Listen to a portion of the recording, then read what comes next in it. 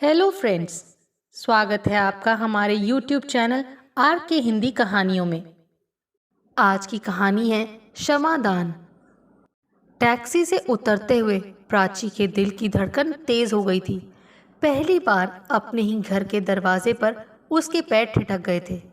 वो जड़वट खड़ी रह गई थी। क्या हुआ? क्षितिज ने उसके चेहरे पर अपनी गहरी दृष्टि डाली थी। डर लग रहा है, चलो लौट चलते हैं, माँ को फोन पर खबर कर देंगे। जब उनका गुस्सा शांत हो जाएगा तब आकर मिल लेंगे। प्राची ने मुड़ने का उपक्रम किया था। ये क्या कर रही हो? ऐसा करने से तो माँ और भी नाराज होंगी। और अपने पापा की सोचो, उन पर क्या बीतेगी। क्षितिज ने प्राची को आगे बढ़ने के लिए कहा था। प्राची ने खुद को इतना असहाय कभी महसूस नहीं किया था। उसने क्षितिज की बात मानी ही क्यों? आधा जीवन तो कट ही गया था, शेष भी इसी तरह बीत जाता। अनवरत विचार श्रृंखला के बीच अनजाने में ही उसका हाथ कॉल बेल की ओर बढ़ गया था। घर के अंदर से दरवाजे तक आने वाली माँ की पदचाप को वो बखूबी पहचानती थी। दरवाज़ा खुलते ही वो और क्षितिज माँ के कदमों में झुक गए, पर मीरा देवी चौंक कर पीछे हट गई। ये क्या है प्राची? उन्होंने एक के बाद एक प्राची के जरीदार सूट, गले में पड़ी फूलमाला और मांग में लगे सिंदूर पर निगाह डाली थी। माँ, मैंने क्षितिज से विवाह कर लिया है। प्राची ने क्षितिज की ओर संकेत किया था। मैंने मना किया था ना, पर जब तुमने मेरी इच्छा के विरुद्ध विवाह कर ही लिया है तो यहाँ क्या लेने आई हो? मीरा देवी फुफकार उठी थी। क्या कह रही हो माँ? वीणा, निधि और राजा ने भी तो अपनी इच्छा से विवाह किया था। हाँ, पर तुम्हारी तरह विवाह करके आशीर्वाद लेने द्वार पर नहीं आ खड़े हुए थे। माँ, प्रयत्न तो मैंने भी किया था, पर आपने मेरी एक नहीं सुनी, इसीलिए तुमने अपनी मनमानी कर ली। विवाह ही करना था तो मुझसे कहती। अपनी जाति में क्या लड़कों की कमी थी? अरे, इसने तो तुमसे तुम्हारे मोटे वेतन के लिए विवाह किया है। मैं तुम्हें श्राप देती हूँ कि तुमने माँ का दिल दुखाया है, तुम कभी चैन से नहीं रहोगी। और इसके बाद वो ऐसे बिलखने लगी जैसे घर में किसी की मृत्यु हो गई हो। माँ बस इतना बोलकर प्राची अविश्वास से उनकी ओर ताकती रह गई। माँ के प्रति उसके मन में बड़ा आदर था। अपना वैवाहिक जीवन वो उनके श्राप के साथ शुरू करेगी, ऐसा तो उसने सपने में भी कभी नहीं सोचा था। अनजाने ही आंखों से अश्रुधारा बह चली थी। ठीक है माँ, एक बार पापा से मिल लें, फिर चले जाएंगे।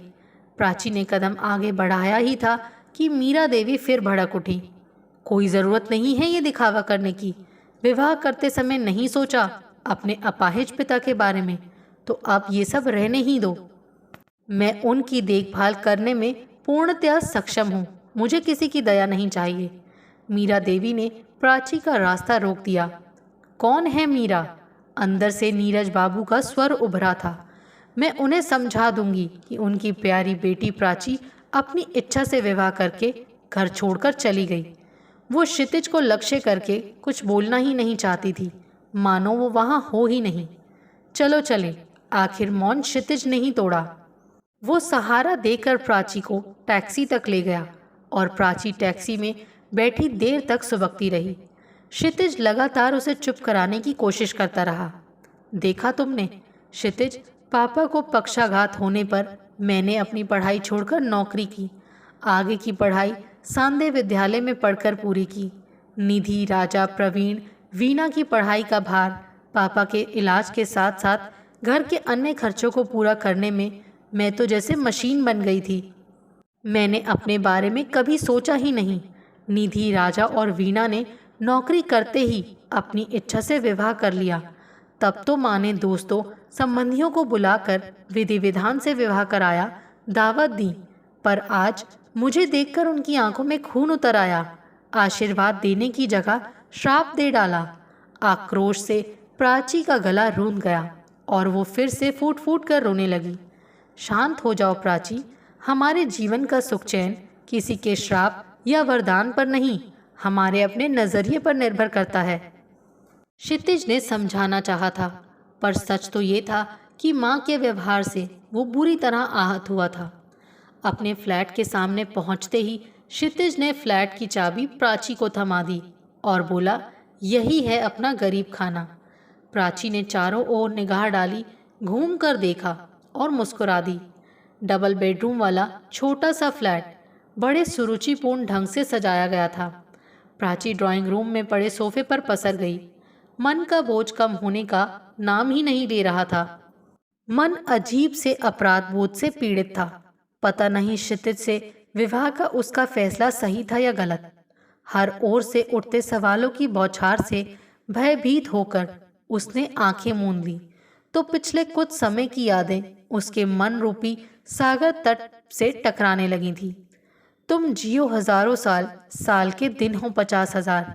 उस दिन प्राची ने अपने जन्मदिन का केक काटकर मोमबत्तियां बुझाई ही थी कि पूरा कमरा इस गीत की धुन से गूंज उठा था। क्षितिज ने ऊपर लगा बड़ा सा गुब्बारा फोड़ दिया था। उसमें से रंग बिरंगे कागज के फूल उसके ऊपर और पूरे कमरे में बिखर गए थे।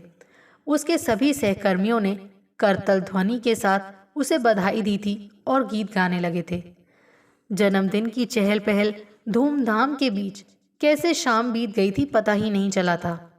अपने सहकर्मियों को उसने इसी बहाने आमंत्रित कर लिया था। उसकी बहन वीणा और निधि तथा भाई राजा और प्रवीण में से कोई एक भी नहीं आया था। प्रवीण तो अपने कार्यालय के काम से सिंगापुर गया हुआ था, पर अन्य सभी तो इसी शहर में थे।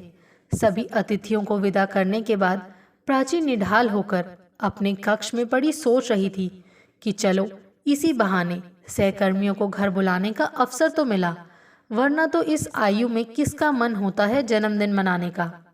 एक और वर्ष जुड़ गया उसकी आयु के खाते में। आज पूरे 35 वसंत देख लिए उसने। अंधकार में आंखें खोलकर प्राची शून्य में ताक रही थी।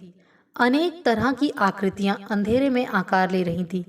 वो आकृतियां जिनका कोई अर्थ नहीं था, ठीक उसके जीवन की तरह। प्राची, ओ प्राची, तभी माँ का स्वर गूंजा था। क्या है माँ? बेटी सो गई क्या? नहीं तो थक गई थी, थोड़ा आराम कर रही हूँ। माँ, राजा, निधि और वीणा में से कोई नहीं आया, प्राची ने शिकायत की थी। अरे हाँ, मैं तो तुझे बताना ही भूल गई।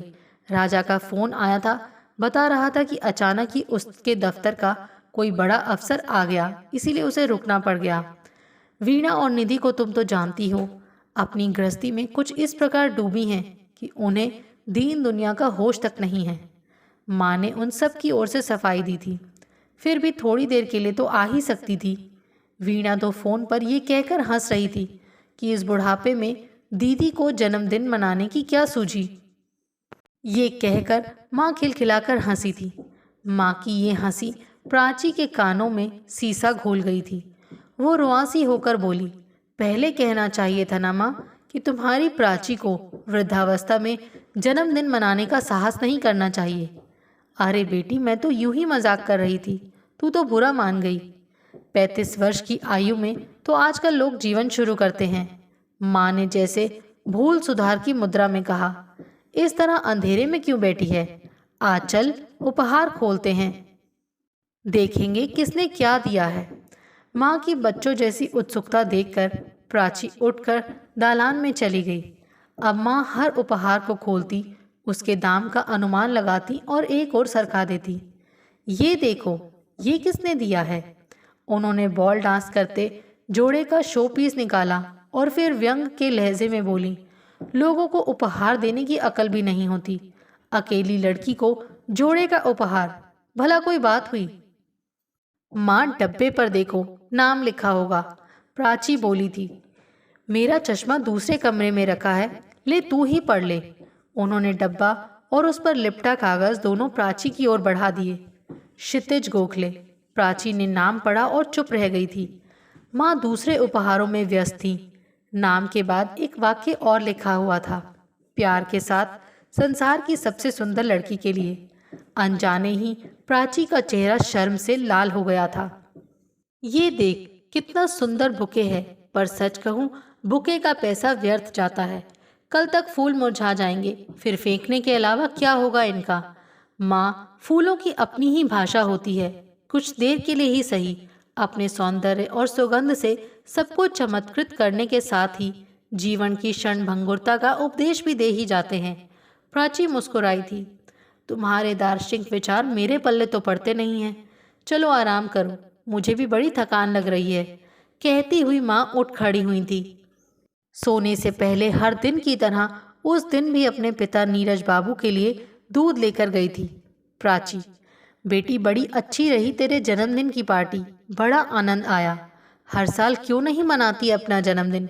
इसी बहाने तेरे अपाहिज पिता को भी थोड़ी सी खुशी मिल जाएगी। नीरज बाबू भीगे स्वर में बोले थे। प्राची पिता का हाथ थामे कुछ देर उनके पास बैठी रही थी।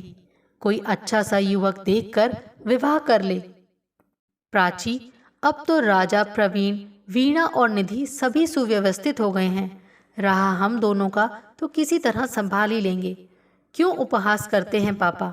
मेरी क्या अविवाह करने की उम्र है? वैसे भी अब किसी और के सांचे में ढलना मेरे लिए संभव नहीं होगा। वो हंसती थी। नीरज बाबू को रजाई ओढ़ाकर और पास की मेज पर पानी रख प्राची अपने कमरे में आई तो आंखों में नींद का नामो निशान नहीं था। शायद 5 वर्ष हुए होंगे जब उसके सहपाठी सौरभ ने उसके सामने विवाह का प्रस्ताव रखा था। बाद में उसके माता पिता घर भी आए थे, पर माँ ने इस विवाह के प्रस्ताव को नहीं माना था। बेटा समझकर पाला है तुम्हें, अब तुम प्रेम के चक्कर में पड़कर विवाह कर लोगी तो इन छोटे भाई बहनों का क्या होगा? माँ क्रोधित स्वर में बोली थी। सौरभ ने अपने लंबे प्रेम प्रकरण का हवाला दिया तो वो भी अड़ गई थी।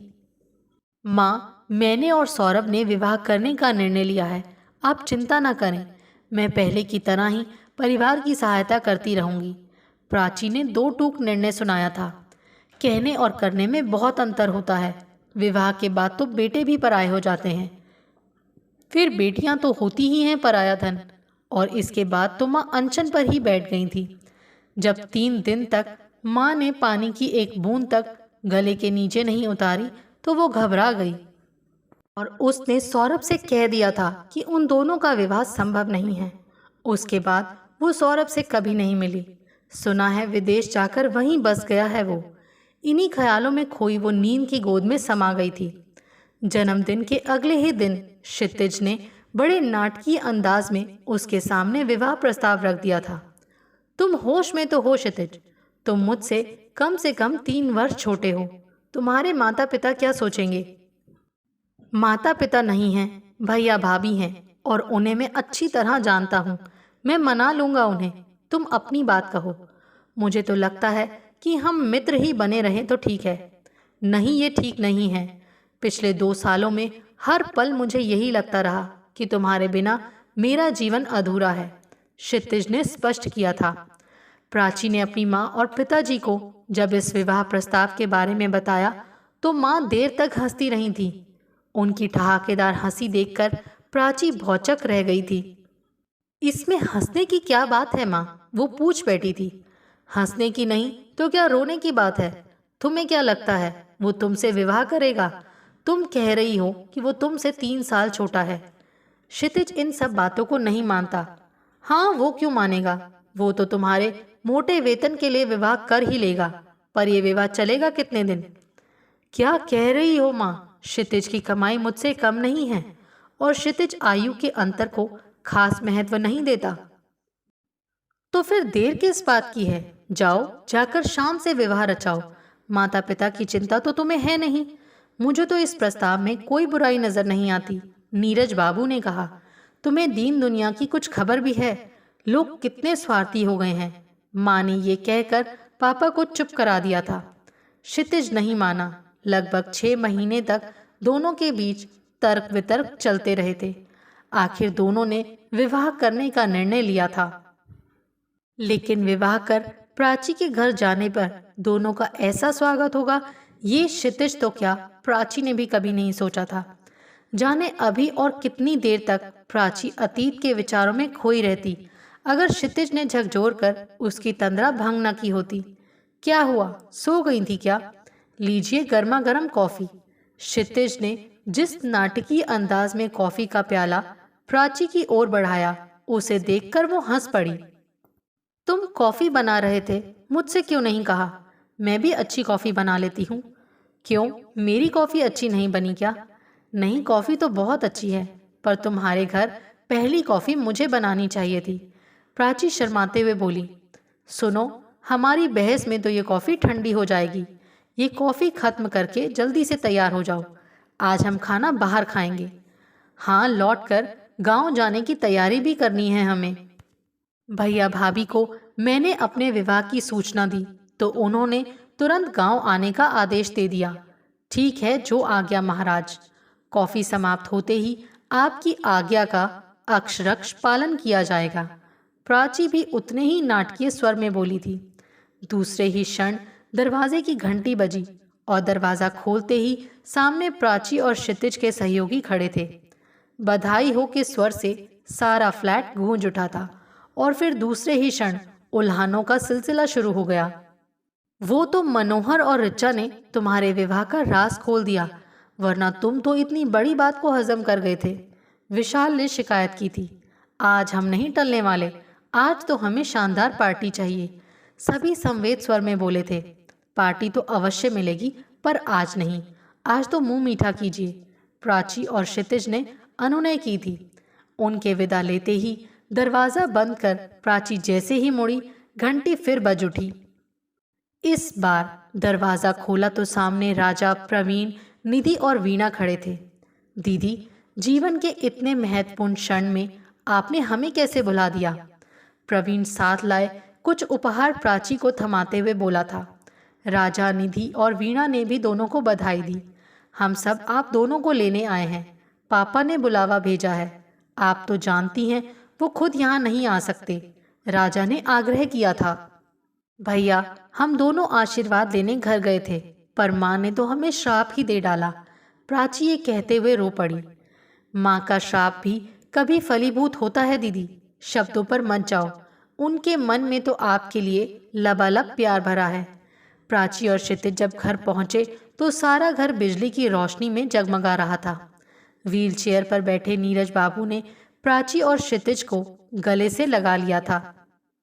ये क्या प्राची, घर आकर पापा से मिले बिना चली गई? इस दिन को देखने के लिए तो मेरी आंखें तरस रही थी। प्राची कुछ कहती इससे पहले ही ये मिलन पारिवारिक बहस में बदल गया। कोई फिर से विधि विधान के साथ विवाह के पक्ष में था तो कोई बड़ी सी दावत के। आखिर निर्णय माँ पर छोड़ दिया गया। सबसे पहले तो क्षितिज बेटा, तुम अपने भैया भाभी को आमंत्रित करो और उनकी इच्छा अनुसार ही आगे का कार्यक्रम होगा। माँ ने ये कहकर अपना मौन तोड़ा। प्राची को आशीर्वाद देते हुए माँ की आंखें भर आईं और स्वर रूंध गया था। हो सके तो तुम दोनों मुझे क्षमा कर देना। आपको हमारी ये कहानी कैसी लगी, प्लीज़ कमेंट करके ज़रूर बताइए। अगर आप इस चैनल पर नए हैं तो इसे सब्सक्राइब करें और शेयर करें। Thank you.